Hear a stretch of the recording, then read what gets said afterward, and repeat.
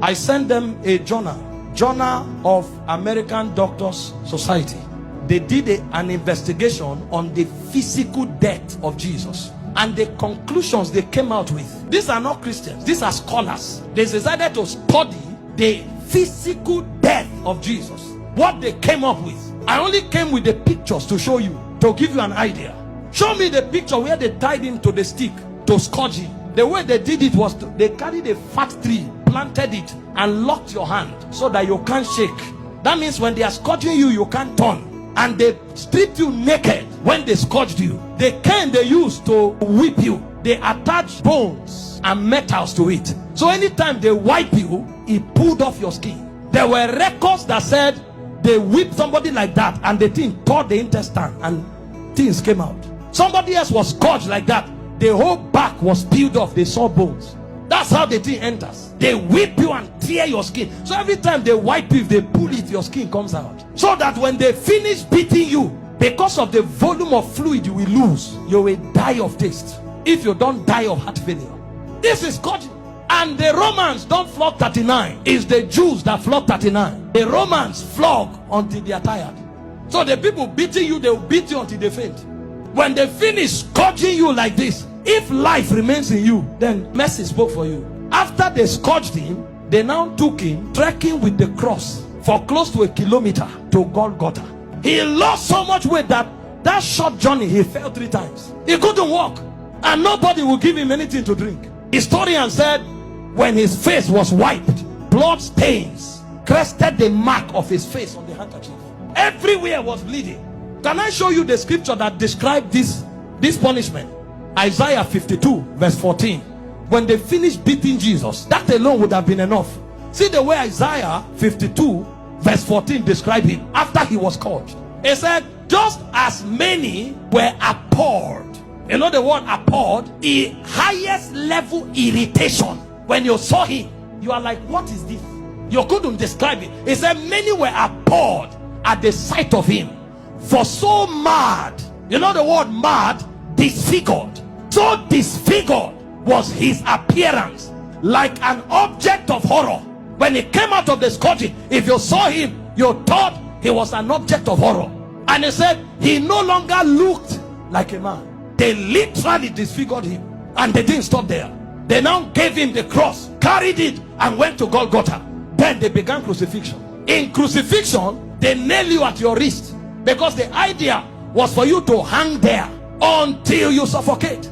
You know, the word excruciating didn't exist until the Romans started crucifying people, because the word excruciating comes from the word cruciating, and the word cruciate comes from crucifix. So it's excruciating is actually a pain you feel when you are crucified, because there's no pain in that class. When a man is crucified, his whole weight hangs on his wrist, and the only support he has are the nails on his toes. And when they crucify you, you saw a picture of Mel Gibson where you were straight. You can't be straight when they crucify you, because your back, there's no space to stand straight.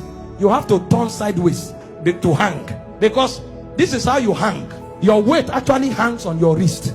If you are tired and you want to gain small balance, you now push it on your toe that is on the nail. That's why when they wanted to kill the criminals, they broke their legs. And the reason is because when you are hanging, your stomach is bent so that your diaphragm can breathe. Air can enter. So Jesus was there for 6 hours. You know what that means? For 6 hours, every time he breathed, he had to pull himself up. So he pulled himself on a nail up to breathe for 6 hours. He will pull up, breathe, go back, pull up for 6 hours. Remember, his back is already torn. So as he's pulling up, he's feeling pains on the wrist, his back is scrubbing on the cross, and his leg is feeling pain. To breathe and go back, every breath was death for you for 6 hours. And they were mocking him at the same time. So there was soulish torture, there was physical torture. As if that's not enough, he carried sin on him. So God was not connected to him at the time. God had to turn away. So there was spiritual torture, soulish torture, bodily torture. So much so that he cried, Eloi, Eloi, lama sabachthani, my God, why hast thou forsaken me? It's like a disconnection between your spirit and your soul. So the man was no longer alive.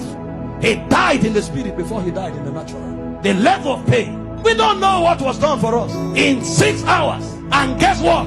His mother was there. Can you stand naked before your mother? This is the man that the mother saw do wonders. How come? Imagine when he looked at their faces. See what you'll be interpreting. Some are saying, why? How come? Why can't you do anything today? Then the Jewish people were mocking. Physician, heal yourself. Fake prophet, I thought you said you had miracles. Why don't you come down? The thieves that were on the cross, one was mocking him. So from everywhere. Meanwhile, all the sicknesses on earth were on him on the cross. You have cancer, you say it's painful. He had cancer, diabetes, hepatitis, all that day at the zenith. Because he carried sickness, he carried sin, and he carried the reproach of God. You don't know the reproach of God until you go to hell. So for those 6 hours, he was in hellfire. Until a point came when the price was paid. He looked up and said, I'm thirsty. They gave him vinegar. He said, no, that's not what I'm looking for. I'm looking for the river that flows from the throne of God. I'm looking for that which satisfies indeed. When they didn't have it to offer, he said, it is finished. And he said, Father, unto you I commit my spirit. I commit. Because they couldn't kill him. They couldn't kill. No, you don't kill him. This commandment I've received from my Father. I have the power to lay down my life and to take it up. So he felt all those pains, keeping his life inside him. He had the choice to give up the ghost early. But if he gave up the ghost before the scourging, the sacrifice won't be complete. That's where it is more painful.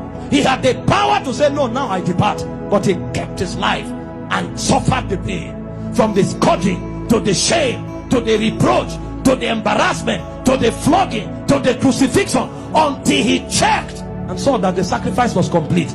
Because he had the choice of letting you go to hell, or of keeping you while he stays in hell.